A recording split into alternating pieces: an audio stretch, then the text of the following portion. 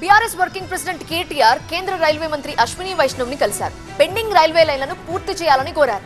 వరంగల్, కరీంనగర్ లో ఐటీని విస్తరించాలని విజ్ఞప్తి చేశారు. తెలంగాణలో కాంగ్రెస్ అధికారంలోకి వచ్చాక అభివృద్ధి పనులు నిలిచిపోయాయని ఆరోపించారు బీఆర్ఎస్ వర్కింగ్ ప్రెసిడెంట్ కేటీఆర్. తమకు రాజకీయాల కన్నా రాష్ట్ర ప్రయోజనాలే ముఖ్యమన్నారు. ఢిల్లీలో కేంద్ర మంత్రి అశ్విని వైష్ణవ్ ను కలిసి తెలంగాణ పెండింగ్ ప్రాజెక్టులపై చర్చించారు. కాజీపేటలో రైల్వే డివిజన్ ఏర్పాటు చేయాలని విజ్ఞప్తి చేశారు. కొత్తగూడెంను కూడా రైల్వే డివిజన్ గా చేయాలని కోరారు.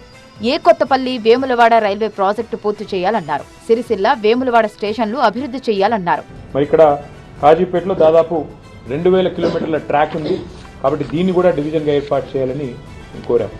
అట్లాగే మా రవిచంద్ర గారు కూడా కొత్తగూడెం డివిజన్ ఏర్పాటు చేసే సాధ్యాసాధ్యాలు పరిశీలించాలని చెప్పి వారు కూడా వివరంగా మరి మంత్రి గారికి రిప్రజెంటేషన్ కూడా ఇవ్వడం జరిగింది. సో కాజీపేట డివిజన్ అనేది ఒక డిమాండ్గా, అట్లాగే కొత్తగూడెం డివిజన్ అనేది మరొక డిమాండ్గా సాధ్యాసాధ్యాలు పరిశీలించి ఏ రకంగా చేస్తే బాగుంటుందో మరి న్యాయం చేయాలి అని చెప్పి వారికి కోరడం జరిగింది.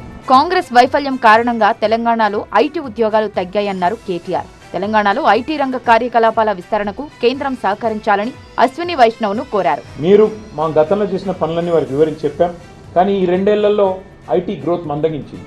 మొన్న బడ్జెట్ ప్రసంగంలో బట్టి విక్రమార్క చెప్పారు, ఆర్థిక మంత్రి గారు, డిప్యూటీ సీఎం గారు, కేవలం 9,39,000 అంటే మేము దిగిపోయిన నాడున్న ఉద్యోగాల కంటే 7,000 ఉద్యోగాలు ఇవాళ రాష్ట్రంలో ఐటీ రంగంలో తగ్గినాయని చెప్పి రాష్ట్ర ప్రభుత్వమే స్వయంగా ఒప్పుకుంటా ఉంది.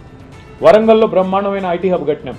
అక్కడ ఒక India AI center, India artificial intelligence centre, India data lab వరంగల్లో కేంద్ర ప్రభుత్వం అక్కడ ఉన్న ఇన్ఫ్రాస్ట్రక్చర్ను వినియోగించుకుని ఏర్పాటు చేయండి. అట్లాగే కరీంనగర్, ఖమ్మం అక్కడ సైబర్ సెక్యూరిటీకి సంబంధించిన ఒక ఆర్టిఫిషియల్ ఇంటెలిజెన్స్ కేంద్రాన్ని ఏర్పాటు చేయండి, సెంటర్ ఆఫ్ ఎక్సలెన్స్ ఏర్పాటు చేయండి అని వారిని కోరారు. డీలిమిటేషన్ విషయంలో తెలంగాణకు అన్యాయం జరిగితే ఊరుకోమన్నారు కేటీఆర్.